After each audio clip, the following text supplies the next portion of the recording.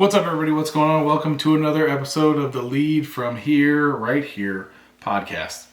My name is Jason. Today, we're going to be talking about focusing on the things you can control. As you get into leadership, you'll see a lot of opportunities, a lot of things that may be frustrating to you, maybe annoying to you, maybe just causing problems for your team. Maybe your team's frustrated about it, maybe your team's pinging you about it, maybe your team's asking you to fix things. And it's easy to get pulled into things that you can't really control directly. Now, it doesn't necessarily mean you shouldn't do anything. That's definitely not what I'm saying. But it's also understanding that, like, when you're having those conversations, when people are frustrated, when people are like, I need you to fix this. Can you help? Is there anything you can do? It's important to understand that they're asking you. So you cannot just blow it off and be like, nah, don't worry about it. Like, you have to at least look into it. It doesn't necessarily mean you're going to be able to make any changes, because it depends on what they're frustrated by. A lot of things, in bigger companies especially, it's usually cross-functional relationships that are a problem. Like, hey, I keep getting these tickets from support and they're terrible. Like, they're not well written. They're not giving me like guidance on what they actually need. They're missing a lot of data. That's just one example of thousands. But like, that's usually what's happening. Is like, it's cross-functionally somebody's frustrated about something.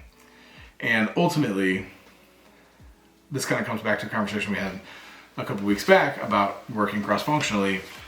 It's important for you to at least have the conversations, to reach cross-function, be like, hey, I'm seeing this pattern. Is there anything we can do? Is there anything I can do to help? Like, how do we fix this? Is there anything we can do to fix this? But overall, it's still not your department to fix. So somebody else has to take that ownership. So you can say, I will definitely see what I can do. But also in that conversation, say that falls outside of my actual purview to make change. So I will definitely have conversations. I will definitely put it in front of people and talk about the frustrations and talk about ideas to fix the frustrations if you have them. All those things are important to me because they're important to you. But at the end of the day, like, I only have so much control in that space, and that's still another department that has to fix that problem. So I will work cross-functionally to see if I can figure out how to help. But at the end of the day, it may not come to fruition. So it's important to understand and communicate that.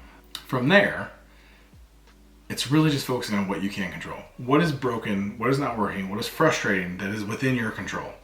Because if it's within your control, it's absolutely something you can change. It's absolutely something you can take charge of and deal with. If it's in your department, it's in your purview, is my opinion. Like, it may not be your team, but if it's in your department and it's causing pain for your team, then it's on you to work with your boss and your peers to understand why that's happening and start putting solutions in place to fix it. And maybe that solution is that person just needs to understand that that's just how the process works and be more open to how we could do it better in the current space through communication, through understanding, through empathy, all those things. Because sometimes things are just in a spot that is not changeable right now. But knowing what you can control versus what you can't control is what's going to keep you from burning as a leader. Because if you're chasing a bunch of things, like, there was times in my career where I could see so much problems in partner departments, and I had great cross-functional relationships, and I was really trying to make those things work effectively, and it wasn't happening. They just weren't. The high-level leaders didn't see it. They didn't see the value. And eventually they made a lot of those changes because they started to realize that, the system we have is broken. But that's part of it. And I was getting so frustrated and so burnt out when I wasn't seeing change. And it ended up putting me close to the brink of leaving that company. I ended up staying longer and working it out. But at the end of the day, like, that's what happens. If you are so focused on trying to change things that are not within your purview, not within your control, it can put you in a really bad state and make you a less effective leader, which is where I was. Once I got it sorted and, kind of did some reflection and realized that, like, I'm stressing over things that are literally outside of my control. Something I've given them the information, they've decided not to do anything with it. Let it go.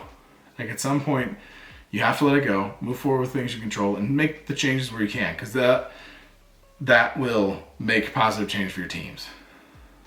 As long as you're communicating that, hey, I can't necessarily control this, or like, hey, I've given them all the information, I literally can't do anything from here.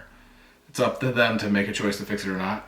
Make sure you follow up with that because they're going to ask. If they don't, they're thinking about it. So that's what it's about. That's about focusing on what you can control.